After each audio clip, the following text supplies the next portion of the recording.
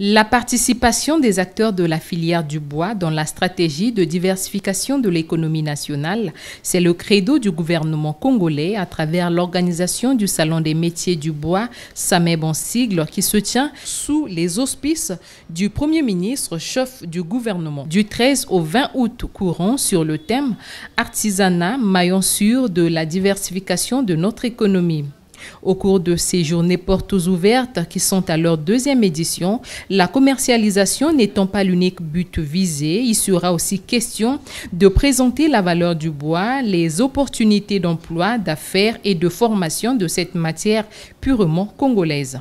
J'ai donc le plaisir, devant cette auguste assemblée, que vous constituez, de prendre la parole pour mettre en exergue la valeur inestimable du bois.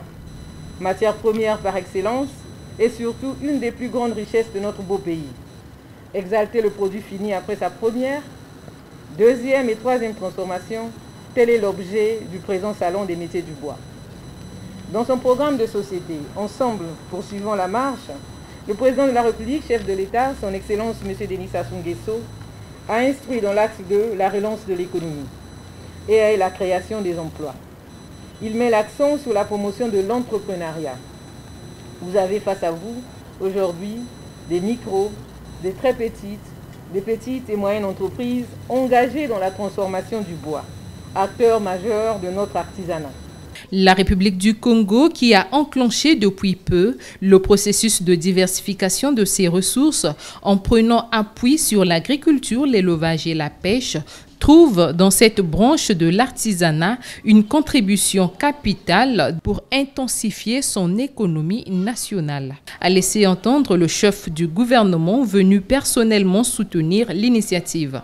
Un de nos défis majeurs, au-dessus de tous les autres, est de trouver l'utilisation optimale de toutes nos ressources pour constituer le capital nécessaire à la poursuite, au moins, à l'intensification, sinon de la croissance de notre économie, de manière à lutter en priorité contre le chômage et contre la pauvreté.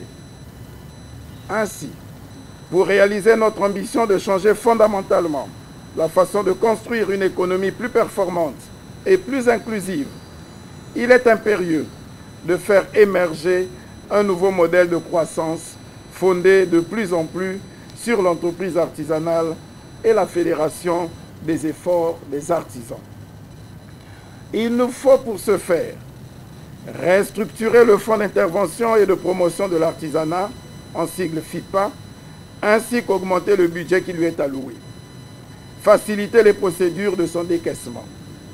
Le travail se poursuit ainsi sur l'ensemble du territoire national et le gouvernement a pris récemment l'engagement de le mener à terme, car il y a encore des attentes à combler.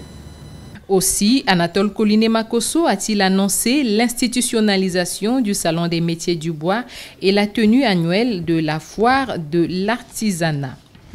Le clou de la cérémonie a été la visite guidée des stands par le Premier ministre et son gouvernement, suivie de la photo de famille.